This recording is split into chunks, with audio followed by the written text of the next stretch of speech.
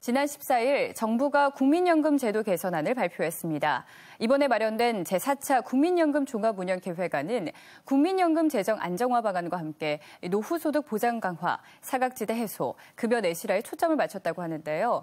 정부가 제시한 국민연금 제도 개선 방안과 앞으로의 계획에 대해 장호연 보건복지부 국민연금 정책과장과 함께 자세히 짚어보도록 하겠습니다. 안녕하십니까? 네, 안녕하십니까? 국민연금 정책과장 장호연입니다. 네, 반갑습니다.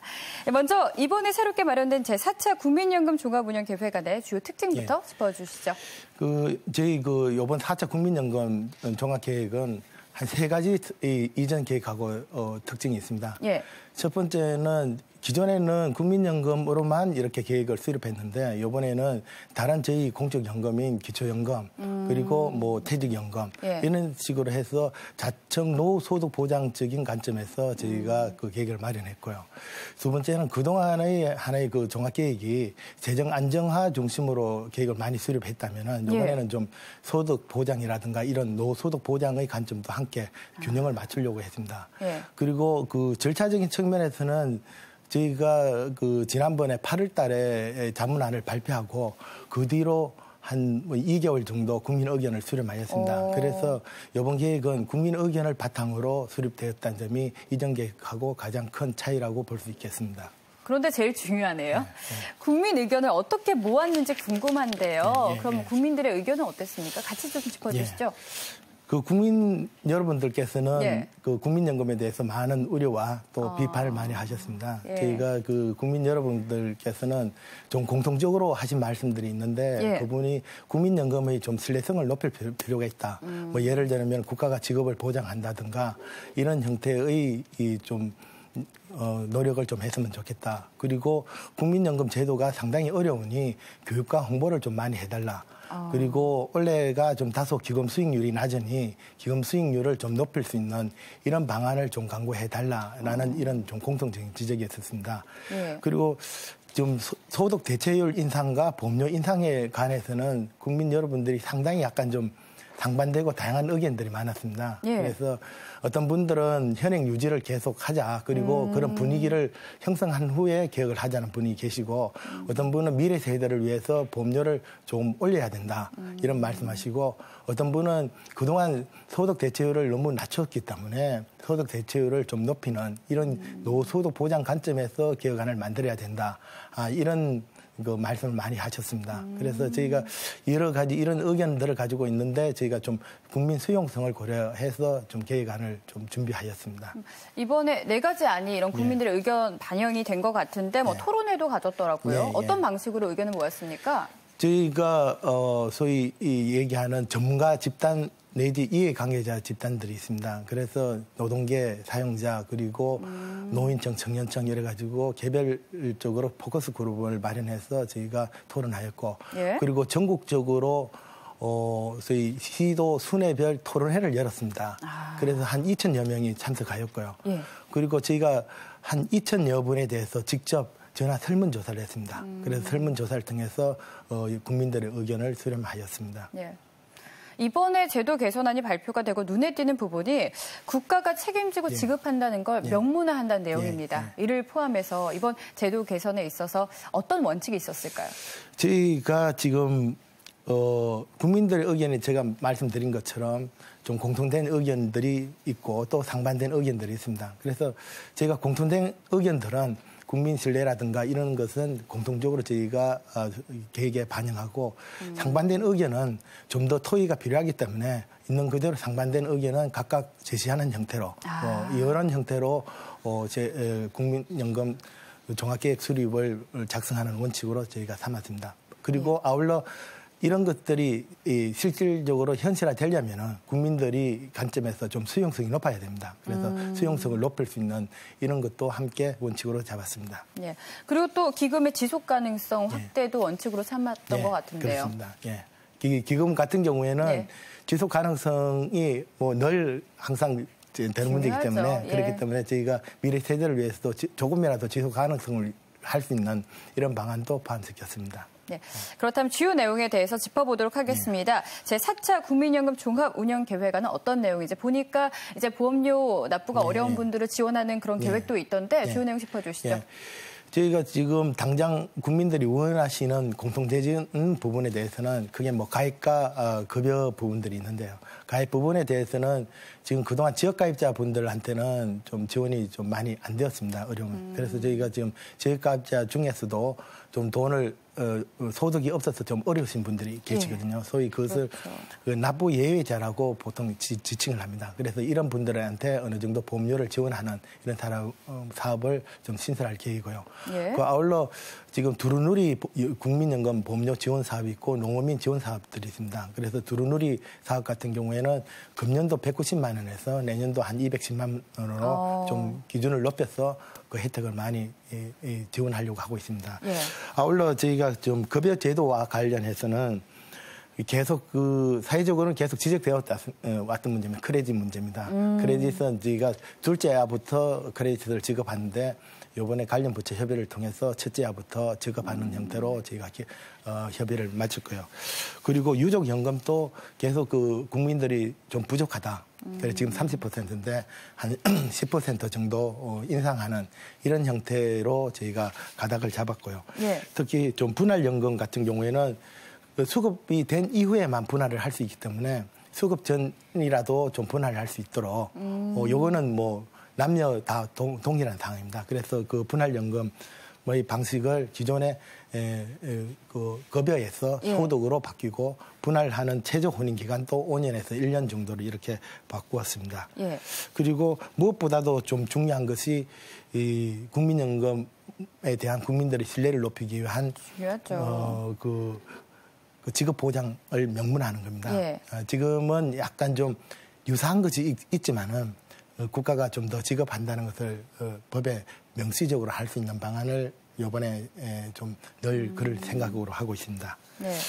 그리고 아울러 저희가 기초연금이라든가 이런 부분도 지금 지속적으로 가고 있습니다. 그런데 내년도에는 먼저 어려운 그 하위 계층에 대해서 좀 노인 어르신 한 20% 되신 분들한테는 한 30만 원으로 원래 25만인데 30만 원으로 인상하고 단계적으로 21년까지 지금 어르신들 한 70% 대해서 30만 원으로 인상할 예정입니다.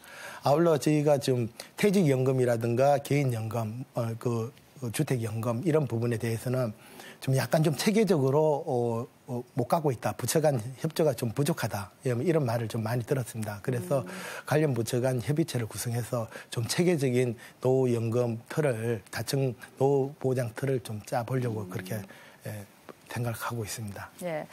국민들이 가장 많이 관심을 갖는 부분이 바로 그건 것 같아요. 공적 연금으로 나의 노후 그 소득 보장을 얼마나 해줄 수 있는지 그 부분인 것 같은데 그렇다면 정부가 인정하는 그 공적 연금의 노후 소득 보장 수준은 어느 정도일까요?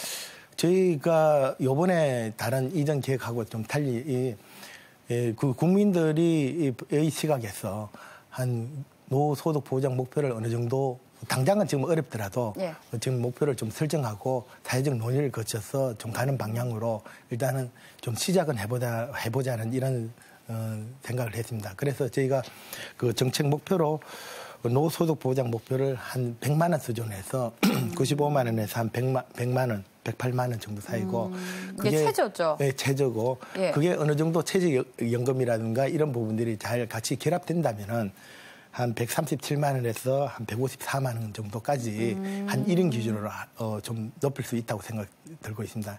이러한 기준은 저희가 그 국민 노후 보장 패널 조사라고 하는 것이 있습니다. 그쪽에서 한 뭐 1인 가구 최저 소득을 한 108만 원 그리고 적정 소득을 한 154만 원 정도 이렇게 금년도 조사되어 있기 때문에 그 정도는 좀 앞으로 저희가 좀 책임을 가지고 가야 되지 않겠냐. 그 정도는 좀 드려야 잘 살 수 있지 않을까. 잘은 못 써도. 하더라도 그 어떻게 공적연금뿐만 아니라 그쵸, 뭐 다른 것까지 합쳐가지고. 근데 궁금한 점이요. 이렇게 좀 받아갈 수 있는 소득 대체율이 높아지면은 이제 어떻게 재정은 부담할지 이 부분이거든요. 그에 대한 계획은 어떻습니까? 그래서 저희가 지금 이번에도 안과 관련해서는 아까 전에 제가 조금 전에 말씀드린 것처럼 국민들이 이 소득 대체율은 좀 높이고 싶으시고 또 보험료는 좀 부담하기 좀 부담스럽고 이런 부분이 좀 있어서 예. 그런 의견을 어느 정도 좀 공론화를 지켜서 사회적인 토론을 통해서 좀 결정할 수 있는 이런 분위기를 좀 형성하려고 노력하고 있습니다. 그래서 그런 부분에서 일단 그 부분 속에서 보면 저희가 소득 대체율을 조금 인상하고 보험료를 인상하는 안도 저희가 좀 있고 또 아울러서 지금 국민연금 보험료 인상의 단순한 이런 것 말고 재정 안정화를 위해서는 좀 어떻게 인구라든가 출산율, 그다음에 경제가 좀 활성화되는 이런 부분도 함께 고려해야 좀 어느 정도 좀 기금의 안정성을 도모할 수 있기 때문에 그 한편으로는 국민연금이라든가 이런 내적으로 기본적인 뭐 체력을 좀 다지고 다른 형태로는 또 그것을 지원할 수 있는 여건을 좀 마련하는데 저희가 초점을 둘 생각이었습니다. 이게 중요한 내용이니까 네 가지 안 짚어보도록 하겠습니다. 첫 번째가 현행을 유지하는 거예요. 네 가지 안 짚어주시죠. 요 네 가지가 국민들의 의견이라든가 이런 것을 통해 보니까 한 첫 번째 안이라고 하는 것이 기본적으로는 현행을 유지한다는 것이 여기에 전제는 기초연금이 지금 조금 전에 말씀드린 것처럼 30만 원으로 되는데 이것이 21년도까지 30만 원이 간다는 전제 속에서 현행을 유지하는 겁니다. 그렇기 때문에 현행 유지는 또 국민연금은 현행의 소득 대체율과 보험료 9%를 그대로 유지하는 측면에서 현행 유지인데 상당수 국민들이 그런 것을 좀 원하고 있기 때문에 저희가 일단 그 안을 국민 의견을 받들어서 이렇게 넣은 것을 했고요. 그 다음에 하는 거는 기초연금을 한 40만 원으로 인상하는 안이고 다른 하나는 그 국민연금 소득 대체율을 한 45% 정도 올리고 이게 이제 노후소득 보장 강화하는 방안이죠.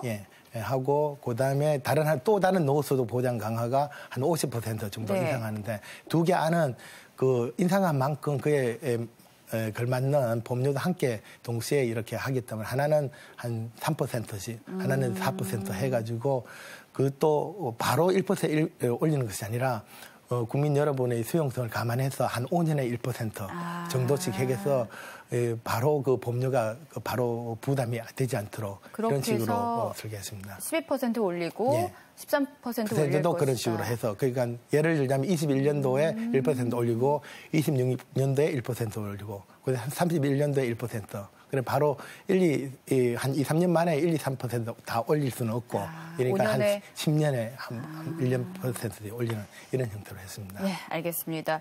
무엇보다 이 재정 안정화를 위한 좀 탄탄한 방안이 나온다면 아까 강조하신 그 신뢰도를 높일 수 있을 것 같은데요. 재정 안정화를 위해서 어떤 계획을 갖고 계신가요? 재정 안정화를 위해서는 지금 기금 수익률을 좀 높이는 그런 노력을 기본적으로 좀 해야 될 것 같습니다. 그래서 저희가 이번 재정 추계 때 평균 수익률이 한 4.5% 정도 나오거든요.